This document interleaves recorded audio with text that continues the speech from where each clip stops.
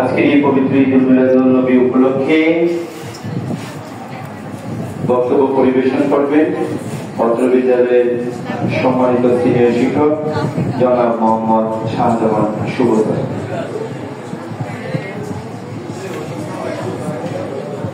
আসসালামু আলাইকুম। পবিত্র ঈদে মিলাদুন নবী উপলক্ষে আজকের অনুষ্ঠানের প্রধান অতিথি পত্র বিদ্যালয়ের প্রধান শিক্ষক, উপস্থিত আছেন আমার শিক্ষাগুরু পত্র বিদ্যালয়ের সহকারী প্রধান শিক্ষক এবং উপস্থিত আছেন আমার সহকর্মীবৃন্দ এবং সবচেয়ে আমার কাছের যারা আমার প্রাণপ্রিয় শিক্ষার্থীবৃন্দ, আসসালামু আলাইকুম।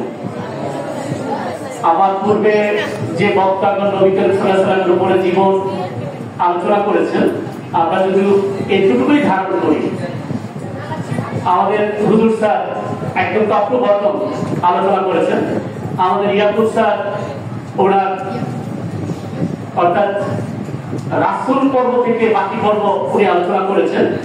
আমরা যদি এগুলা ধারণ করি, যেমন আমরা মুসলমান, কিন্তু দেখো আমরা নামাজ পড়ি, রোজা করি, ঘুষ খাই, খারাপ কাজ করি, ওজনে কম দেই, সবল করি, মিথ্যা কথা বলি, যাবতীয় যা কাজ আছে পুরা বাদ দিই না।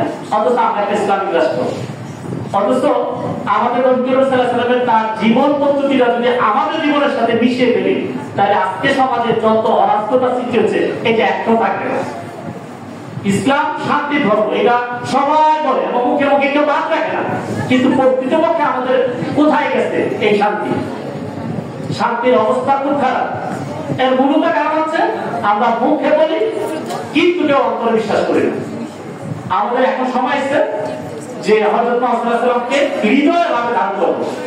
হযরত মুহাম্মদ সাল্লাল্লাহু আলাইহি ওয়াসাল্লামের যদি বাল্যকাল কথা চিন্তা করি, আমাদের এক বক্তা বলে গেছেন যে উনি নবী হওয়ার আগে অর্থাৎ রাসূল হওয়ার আগ পর্যন্ত উনি যে জীবন বিধান ছিল, তোমাদের বসে থাকতে বা তারও ছোট থাকতে উনি আলামীর উপাধি পেয়েছে। আলামীর উপাধিটা তৎকালীন আহ্বানের জন্য মানে একটা অলিক বস্তু, এটা সম্ভব ছিল না। মানুষকে বিশ্বাস করবে এটা অনেকের মধ্যে ছিল না, কিন্তু আমার নবী সাল্লাল্লাহু আলাইহি ওয়াসাল্লামের জীবন চরিত্র যাচ্ছে। উনি যুবক বয়সে আরবের ফিতনা ফাসাদ, ঝগড়া বিবাদ এগুলো মীমাংসা করেছে।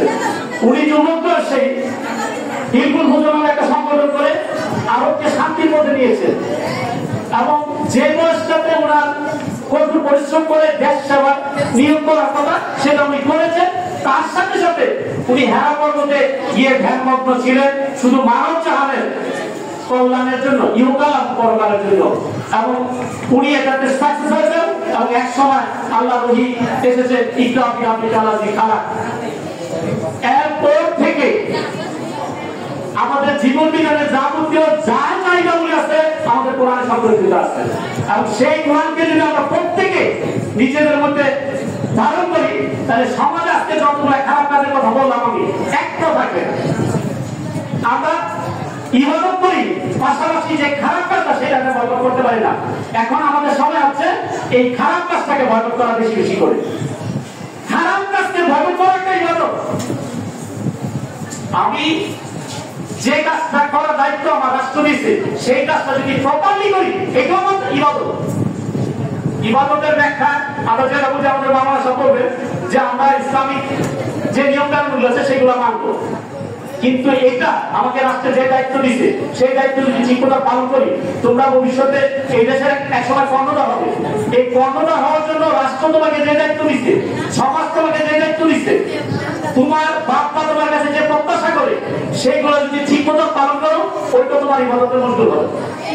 তো আমি আশা করি আমার শিক্ষার্থী হযরত মুহাম্মদ সাল্লাল্লাহু আলাইহি ওয়াসাল্লামের চরিত্রকে শুধু পড়বে না, হৃদয়ে ধারণ করবে। ধন্যবাদ সবাই।